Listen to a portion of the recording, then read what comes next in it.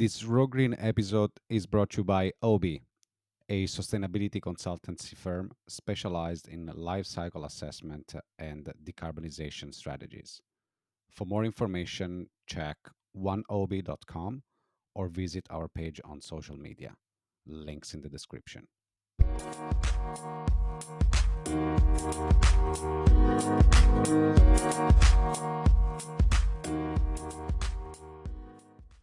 I am Francesco Delieto. I am passionate about sustainability and green technologies. Welcome to a new episode of Raw Green. For thousands of years, humans have harnessed the power of the wind to navigate the oceans. Ancient civilizations like the Egyptians, Phoenicians, and Babylonians were among the pioneers of this technology, using sails to explore new lands, trade goods, and connect cultures across the seas.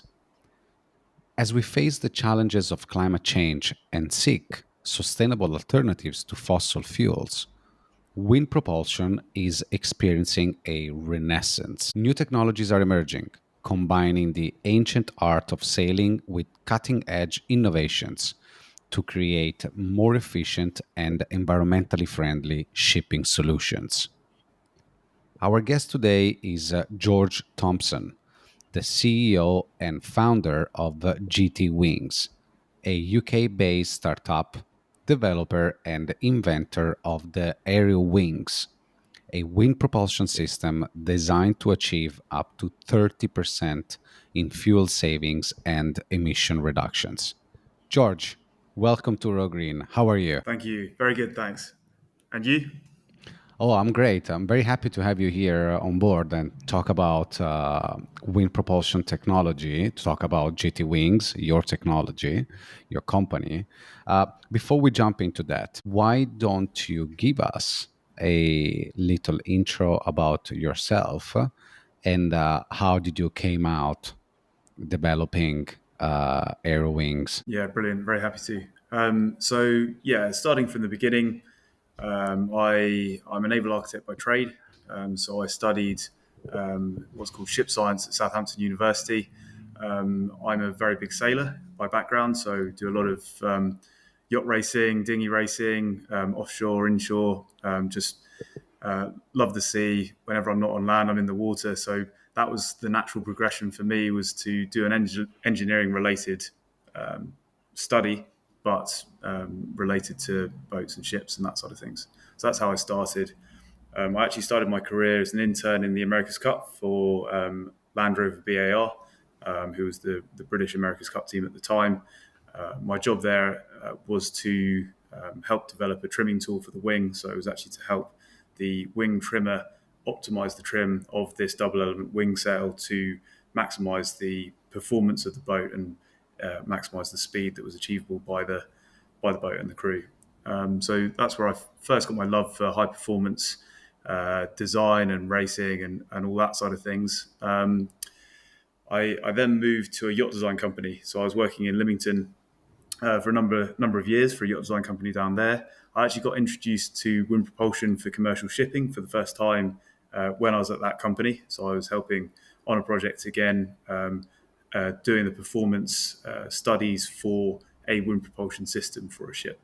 How many years So ago that's when it was piqued this? my interest.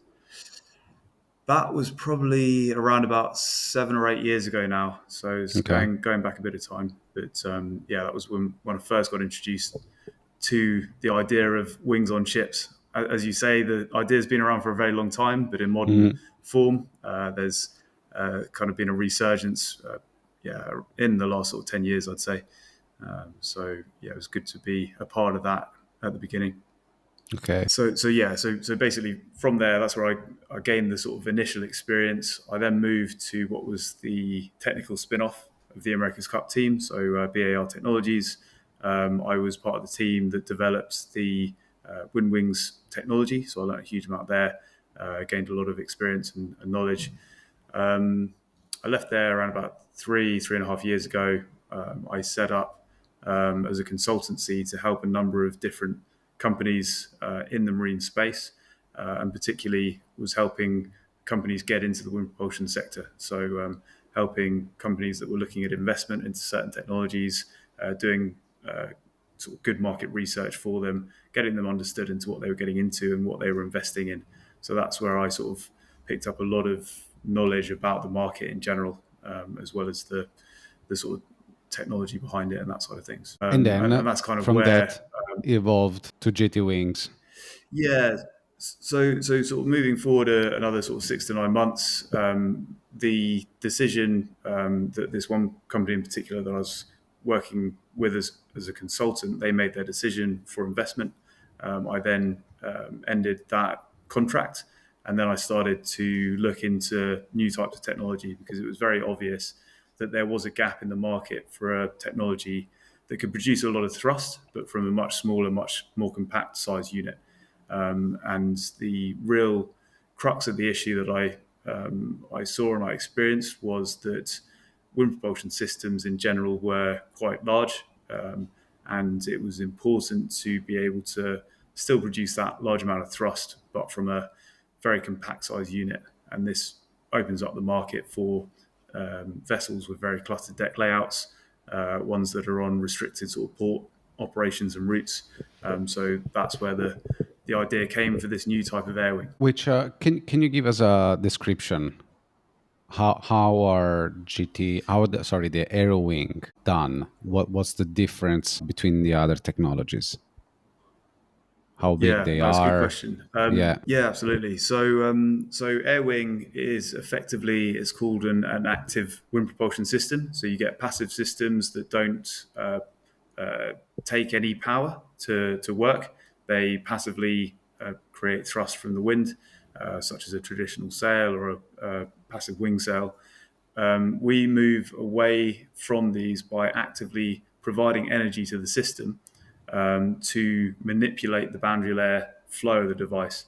So effectively what we're doing is we're using suction and blowing, so manipulating the flow to make the flow do something it's not really supposed to do. So bend the flow more than it would naturally want to do without that energy input.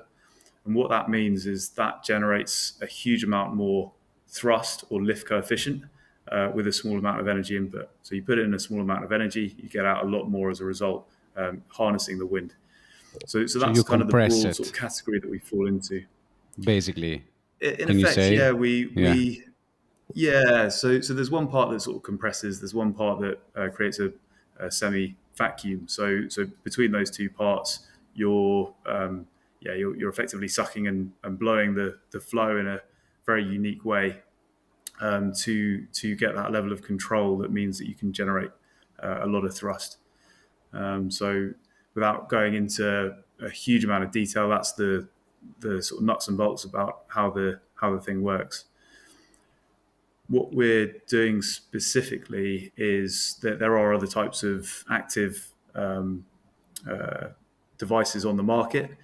What we're doing is producing a step change from what's currently out there by recycling otherwise expelled air and unused air as a second pressurized jet, which is the blowing part.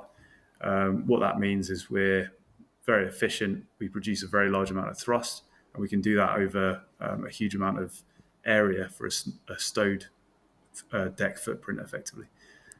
Which is If that makes sense. totally, and correct me if I'm wrong, but it is the same. Is it the same principle that it is used by the America's Cups boats, that they are able to go faster than the wind, so they are able to recirculate that pressure and use it as a thrust, additional thrust? So it's similar but different. So the America's Cup wings, they've changed over the years. A few years back, they were double element wing sails as well. So our system is a double element wing sail. So effectively, you've got a front portion and a back portion, and then you've got a slot between the two. And what that slot does is it allows energy to seep from the high pressure side to the low pressure side. So it re-energizes that boundary layer on the suction surface. So it means that you can extract more power from the wind effectively. That's the way they used to work. The reason why they now travel a lot faster than the speed of the wind is largely down to the foils. So they're operating on hydrofoils, which greatly reduces the drag of the device. So from the apparent wind speed that can be generated, they can actually travel faster than the wind speed, which is really cool. So there are similarities there. We're producing a difference in pressure to create this thrust, but they're not using sort of suction and blowing active systems like us. So those are only really important on ships where you need a lot of thrust from a small area, and you're very restricted in that area, where you're not so restricted in sail area on high performance America's Cup yachts, for example. You raise a very good point, the area, because I mean, I Hmm. assume that we're not talking about dinghy size wind propulsion system or sails. Okay, we're Yeah, talking yeah, no, about exactly. big piece of architecture here. So, what is the average size, for example, of a wind propulsion system versus yours versus the aero wings? Yeah, so there's a lot of different types out there. It's difficult to say exactly and specify exact competition, but what we've seen is we can produce a lot of thrust from a smaller area. So what we believe we can do is produce the highest amount of thrust production per unit area. Um, so yeah, I can't go into specifics of exactly the difference in sizes between the units, but what we pride ourselves in thinking is that we can produce the greatest amount of energy per footprint effectively. So for example, on the first installation, we're installing this device on a ship in November. So Hmm. we're well within manufacturing at the moment, which is very exciting, very scary. But there's lots going on and lots keeping us busy. So that first installation is a 20-meter unit. It's on a 124-meter general cargo vessel, and that vessel is traveling between Canada and Europe. It's owned by a company called Carisbrooke Shipping, a UK company based on the Isle of Wight, and it's chartered by a Canadian company called FedNav.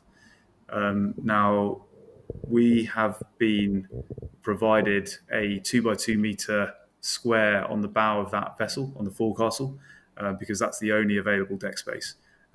Everywhere else, there's either cargo cranes on deck, there's cargo holds, hatches, mooring equipment. There's a very limited amount of space, so we've got to make do with this small amount of area that we've been given. And because of that, we're installing one 20-meter unit on the deck. You would typically want to install sort of 2 to 3 of these size wings on a ship of that size, but there just is no space. But because we can produce that large amount of thrust, it's still attractive for them to install this one. We're actually expecting around about 10% fuel saving on their routes just from that one unit. Um, From and, one, and that's wow. based on the lack of deck space. Yeah, so as I say, ideally we'd put 2 or 3 of them on. That would be the ideal solution, but the lack of space means only one is really achievable, and that one needs to pack a very big punch to make it worthwhile going Mm. through the whole installation process, downtime, et cetera, et cetera. So that's really kind of shows our unique feature, which is being able to fit these things on very cluttered deck layouts and ships that otherwise wouldn't be applicable to wind propulsion. You talk about a constraint here, which is the area availability on deck from where Hmm. you can Yeah, install the aerial wing. So that would yeah. that be, let's say, a limitation that you will face in the majority of the ships where you can apply their wings, or for example, there Mhm. are more let's call it extreme cases where you can put 3 or 4 sails on top of the ships. What is the average that you expect to see? The average installation that you're going to see per ship? Yeah, it's a very good question. It really depends very heavily on the type of ship, the size, and the operation. So, for example, a lot of bulk carriers do have deck cranes, especially the sort of handy max size. That effectively almost rules out the whole length of the deck, and you are restricted to the forecastle for an installation. There are larger tankers where you've got deck space on the side decks and that side of things. But again, it really pays to minimize the area and the deck footprint and the overall height of the unit for a number of different reasons. If you look at tankers, for example, you've got a lot more deck space. So you've got more space to install larger units and more units. But there are other considerations to think about, such as visibility and that side of Yeah, things. So true. whatever the Maneuverability. application, Yeah, yeah. yeah, exactly. There's always a very good argument to limit the size of the wind propulsion system that you install. I've heard it being described by a number of people as this annoyance factor. Obviously, you get a huge amount of saving from a wind propulsion device, and it's a great Mm. thing to add to your ship. The annoyance factor comes from all the other small bits that go around the operation, such as loading, unloading, sight, visibility, Yeah. weight, all kinds of things that, if you're not careful, can sort of deter from the benefit of the wind propulsion device. So the more you can avoid that annoyance factor and make the thing more compact and stowable, then you're onto a winner, basically. Okay, and how? Okay, let's say this is a limitation. Okay, let's say that the area that you can occupy it is limited, so you cannot go nuts on a tanker and put like 10 of those, because then Yeah, obviously yeah, nobody will be able to access the deck anymore or load and unload mhm, cargo. yeah, Uh, at the same yeah, time, though, you're also generating tons of savings mhm, for the boat owner, for the ship owners, in yeah, terms of financial savings on fuel, mhm, as well as emission. So yeah, the shipping, the marine industry, it is moving fast towards, mhm, let's say, alternative and more sustainable fuels. I was reading yeah, that mhm, new fuels like green ammonia and methanol are being tested. Some place they're going to be already mhm, implemented, if not already implemented by the time we're speaking right now. yeah, With all the pros and cons, you have lots of emission savings. You still have to build that onshore infrastructure to be able to charge the ships. They require, mhm, let's say, larger. They have a lesser energy density, so they will require more tank space. Perhaps I don't know the yeah, size of the engines. Perhaps also those are bigger. But just the mhm, tank space, it means that yeah, there is less cargo space at disposal, mhm, and it is still seen as a loss. My point here it mhm, is your technology doesn't matter what kind of fuel it is going to be used. Even if we're going to yeah, electrification of the shipping mhm, industry, let's say they wake up yeah, or the battery density it is getting so high that you're able to mhm, put 40, I don't know, 10 40-foot containers with battery storage systems inside, and mhm, ships they're able to do yeah, the Atlantic. Okay, doesn't matter yeah, what kind of fuel the ship will have, your technology can still help. My question mhm, here it is, what do you see it is the biggest incentive for boat owner, for ship owner, I keep calling them boats, for ship owners, to yeah, be able to move on and adopt more your technology? It is the fuel saving part, it is the emission reduction mhm, part, it is a yeah, compliance part, because there is a raft of new regulations coming to force and yeah, more that will come in the next months or years. So can you give me mhm, your yeah. thoughts on this? Yeah, absolutely. And another very good question. So effectively, it's all of those things. All of them are having the impact to make the ship owner do these retrofits or install wind propulsion systems on their new builds. There is obviously the fuel saving, which is just a direct saving. If you save 20% of your fuel, you'll reduce your fuel costs by that exact amount. Exactly the same with carbon emissions. You're reducing, it's very simple maths, you're reducing by the same amount as your reducing your Yeah. fuel consumption. You The wouldn't need a real interesting part sustainability and the reason consultant why. there, where I'm very disappointed. No, So, no, exactly. That that bit's easy to calculate. The more difficult bits to calculate are all of the regulatory costs for non-compliance, which is the really interesting part. yeah. That's the bit where obviously the IMO have brought in measures. So there's carbon intensity indicator, there's EEDI, EEXI, and all those things. They're great and they're moving in the right direction. Maybe they don't have quite the sort of punch that they need right now, but they're getting moving into the right direction.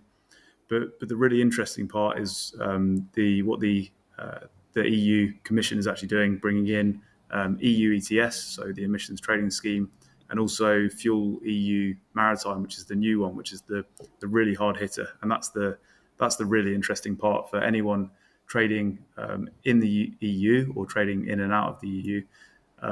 There's so much benefit to installing wind propulsion on your ships because of this rule. It is almost a no-brainer. So the Fuel EU, it incentivizes the use of alternative fuels. So as you say, things like methanol, hydrogen, potentially in the future, and some other different fuel types. But interestingly, wind propulsion is classed as an alternative fuel or an alternative energy source under that rule. So the implementation of a wind propulsion system that saves you, for example, 15% fuel saving gets you a very good incentive on those regulations that are coming in. And over an average, we've done the calculations over a sort of a 10-year average, because these metrics increase in severity the further you go into the future. You're actually almost saving as much cost from your compliance, so from Fuel EU and EU ETS, as you are from the actual fuel saving of the device itself. So that's really what's driving the need for the uptake of these technologies and stopping the sort of complacency that the market has seen previously. Is really sort of getting people thinking about methods to reduce their carbon emissions, which is the sort of the idea behind the solution, if you like. Well, yeah. So definitely that compliance pressure sounds like an overwhelming thing to deal with, but from a sustainability perspective and from environmental perspective in general, it is a very good, because it push up R&D, like in your case, it pushes up Yeah. R&D and adoption of technologies that then can be also replicated onto other scenario and industries. Okay, now Yeah. for example, I think about the with a technology that actually it is in kind of in competition with yours, which is the kite gen. That Yeah. now it is not a new technology. Again, it is another it is a kite, Yeah. but Yeah. it is used for both. It can be used for both the production of energy as a wind generator, as well Yeah. as a thrust, an additional source of propulsion as a wind propulsion system when you link it to Yeah. both. Now, out of Yeah. curiosity, how effective are kites, for example, if you know something about it? Yeah. So we've done a little bit of done a little bit of research into them. So I'm a kite surfer. So I do kite surfing as a That hobby. too? It's not quite the Okay. same, but it's You're kind obviously of on a very obsessed different with scale sails, on a ship. okay? And the Yeah, America's any Cup, kind and the of dinghies, and kite surfing, and the aerial wing. yeah, exactly. So anything to do with the water and especially the wind, it's always kind of You interested got me. it. Yeah. But yeah, so these kites, yeah, super cool. There's some really good backing behind them. There are a whole host of different wind propulsion technologies, and the it's a really great thing because it's not going to be a one solution fits all type experience that we're going through, it's going to be certain ships are going to be more applicable for certain wind propulsion types, and the fact that there's so much competition out there is great. For example, the kites, they could suit themselves very well for container vessels where you are very restricted in deck space. Yeah. So where the sort of larger systems that are sort of deck fitted potentially aren't a good use of technology for a container vessel at the moment. New build may be different, but retrofit, you just have a lack of deck space. Kites can be extremely beneficial there, and it's good to see people like Airbus and others sort of really throwing some money into these areas. But yeah, all competition is good competition, and we're interested to see where it all goes. So I read about a yachting group that they build electric catamarans, which I love. Aesthetically, they're not the Yep. great, but they're fully solar powered. They have two battery banks. By total is like 400 kilowatt hours, something like that. Yeah. And Yeah. like a year and a half ago, a couple of years ago, they also started installing this sails kites. Sorry, they Yeah. say by doing the figure of eight, they're able to add a couple of more knots to the speed of the catamaran. I was curious to know what would be the scenario in the case of a container ship, because the size of that kite must be and also must also reach an altitude way higher than the one of a simple catamaran. Yeah, no, absolutely. To be honest, I don't know the exact details of that, the increase in thrust that they can produce and that sort of things. Wind propulsion in general, you can do two things with the ship. You can either keep the same fuel consumption, so And go you faster. Yeah. produce thrust to the vessel, which increases the speed. Yeah, or you can keep the same speed and reduce the fuel consumption. So there's kind of two ways you can go with that. But yeah, in terms of specifics on kites, I don't know the exact details, but it'd be interesting to know for sure. Okay. Well, yes. And you guys, you said before, are about to do the sea trial this year, late this year, which will Yeah. be around, was it October, November, you were mentioning before? Yeah, Yeah. exactly. So installation around about November this Yeah. year, and then sea trials straight after that. So And yeah, very excited what for are your that. expectations? Yeah, so it'll be our first installation. So, of course, we'll have some teething problems to run through, potentially with the control system, that side of things, and really optimizing how the control system works. That will probably be the first sort of few weeks to a month, really maximizing the performance that we can get out of the technology. But from the simulations that we've done, and we've done some very detailed simulations of the wing on the ship and the interaction between it and all that sort of things, we're seeing this 10% fuel saving, which is really drastic and beneficial for that ship owner, especially because they're trading in the EU. So Fuel EU is a very big part of their agenda right now. We're expecting the device to produce a very good amount of thrust. It's a nice windy route from Canada to Europe, so we're excited to see where that leads. We'll get some nice photos and videos and images from it from a marketing perspective. But the most interesting thing for us is the unlocking of the rest of the market. So Yeah. we're having a huge amount of conversations with a lot of owners. We've done feasibility studies for over 45 of them, and a huge amount of them are very interested to see the results of the first wing. And we believe that will unlock a huge amount of orders and unlock the market when we Yeah. can show that it works the way we know it does effectively.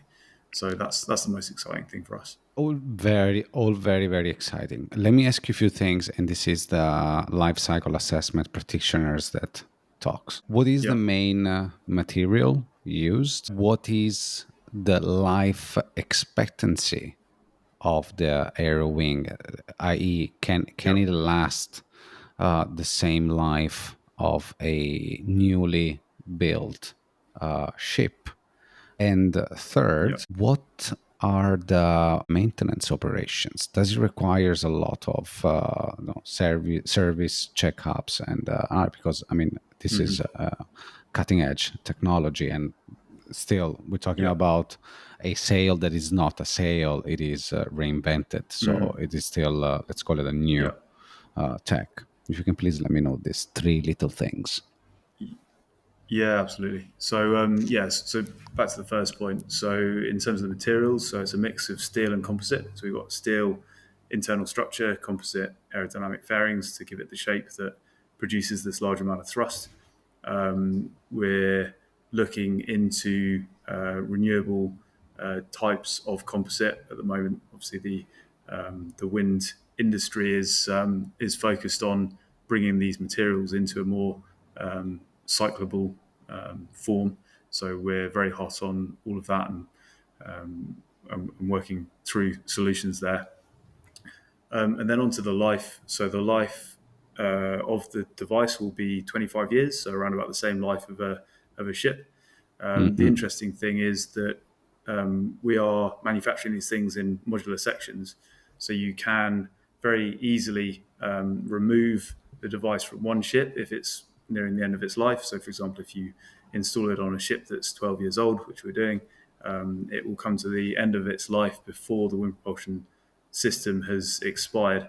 So you can then move that system onto another ship. You don't sort of waste that life longevity of the system. So that's a benefit. The other benefit to manufacturing in modular sections is we can install these things anywhere around the world. We ship them in pre-assembled parts, install dockside, and assemble and install onto the ship wherever it's convenient for the ship to do so. So that's a good sort of benefit for the ship owner in in the modular nature of the technology. You might have to remind me about the third question. It was So I forgot it too. Got it. Why did I ask? Why did I ask? I might have to do editing for the very first time here. okay. So the first one was the material. The second one Hmm. was on the life expectancy, and the third one was the operation and Yeah. maintenance. So you basically already answered Oh yeah, that was it. Yeah. that with the operation and maintenance part. If you have to say this Yeah. modularity helps with the O&M, okay, but for Yeah. Yeah. example, do you have Yeah. moving part inside that requires to be changed every, I don't know, 3 years, 5 years? Yeah. Do you have liquids, Yeah. Yeah. Yeah. coolants, with a gear oil? I don't know. If you can Mm. please let me know a little bit about this. Yeah, absolutely. So yeah, there are a few moving parts. So the way the boundary layer control system works, it's got fans, so those are moving. But the maintenance required on those is actually very little, and we spec these fans. They come from a supplier that supplies them for marine and naval applications. So they've got a very reliable history. So we've effectively picked the best option that we could do there. If they do ever need to be serviced or replaced, then this can be very easily done because of the modular nature of the wing and the ability to sub in and out different sections very easily. In terms of the actual control of the wing, obviously previously looking back at ships sailing across the oceans hundreds of years ago, you need a full crew, you need sailors to trim the sails, to do all of the parts around maintenance and accessing these sails. Mm, This is all fully automated. So it takes wind inputs, so wind speed and wind direction, and then it automates the trim based on that. So it will pick up the conditions that it's in. The control system will automate the best angle of the angle of attack, angle of camber, nice. and also the fan power across the span, and that is fully automated. So you don't have crew that have to keep trimming these wings or adjusting, tweaking them. That's all fully automated. Aside from that, there's a few very basic sort of maintenance sort of aspects to this. There's obviously greasing of different rotatory parts, but nothing that's any different from servicing of a ship's crane. So yeah, once every 5 years, when the ship goes into its service interval, there will be a bit of a maintenance overhaul, but this will be done by us as a company or our subcontractors. So the ship owner doesn't need to be worried about What adding about to their that? sort of required maintenance. And okay, now let's say a ton of this data also will come. You will get a ton of data from the trial that you're going to do in the next couple of months, Yeah, a little more than yeah, that. Let's say though that uh, February 2025, I come with my ship and I would like to have an arrow wing, one or more arrow wing installed onto my ship. yeah. How complex and how long does it take to retrofit? Yeah, no, it's a good question. So, in terms of complexity, it's not very complex at all. If it's a retrofit, it's slightly more complex than a new build because you do need to increase the deck structure. So, you need to add structure to be able to transmit the forces and moments from the wing Yeah. into the existing ship structure, and this is done with additional steel. So, on the first installation, we're looking at around about 6 tons of steel to go into the ship. This is effectively dropped in a portion. Depending on the ship, you can do this whilst the vessel is in transit, but it depends on the cargo, the type of installation, and the location, and all this side of things. But the whole process from start to finish, if we signed a contract 6 months later, you would have a wing on a ship working and fully operational. So Okay. That's a yeah, very short it's a time. relatively short Yeah. process. Yeah. Yeah. That's a very, that means Yeah, a lot of also the the ship owners doesn't lose too much revenues because the ship is docked. Yeah, so the actual so that's from start signing a contract to the actual installation, but the time that you need to do the work and do the installation, the actual installation of the wing is only a day or two. The integration That's of the it? additional structure, yeah. When it's fully modular, it effectively bolts to the deck with an umbilical cord. The bit that takes the time is the additional structure that's required underneath. That quite depends on the type of ship, but you're looking at probably sort of 4, potentially 5 days in on dockside to do that work. And as I said, for some ship types and some installation locations, that can be done whilst the ship's in transit by a roving squad. But it depends ship to ship and where you're installing and what you're installing on, basically. Wow.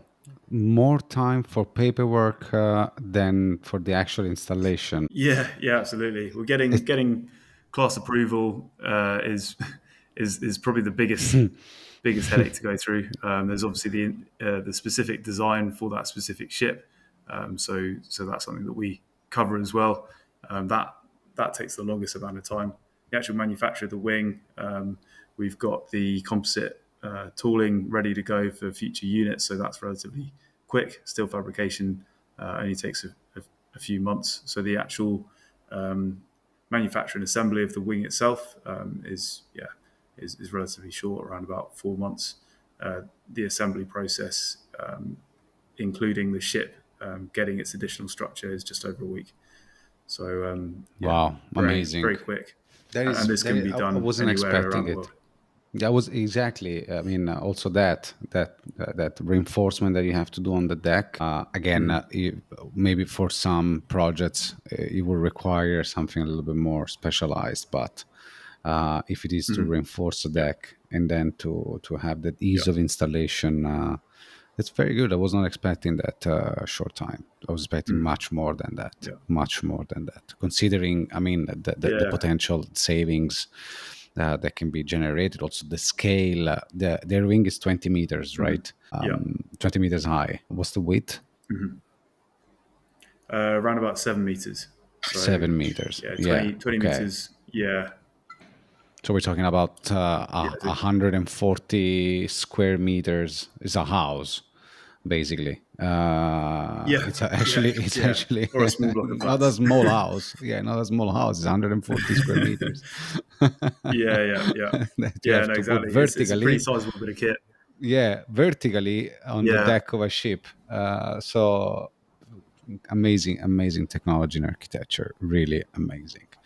Look, George, thank you very much for being with us here today. I really appreciate it. I found this technology absolutely amazing. And like I said before, doesn't matter what would be the fuel of the future for the shipping industry, this product, this technology will still be needed. Really, I find it amazing. So again, thank you for participating here. Really look forward to see the result. Not as much as you do, but I really look forward to see the results of the test, the trials no, absolutely. you're going to do, and let's catch up soon again. Brilliant. Yeah, it's really great to be here. Thanks for inviting me.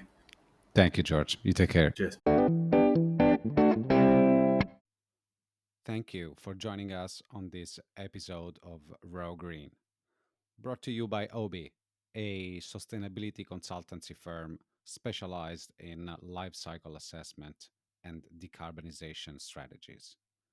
If you're looking to make an impact, a tangible and measurable one, reach out to us on our website at oneob.com or visit our social media. Links below in the description. See you at the next episode. Ciao.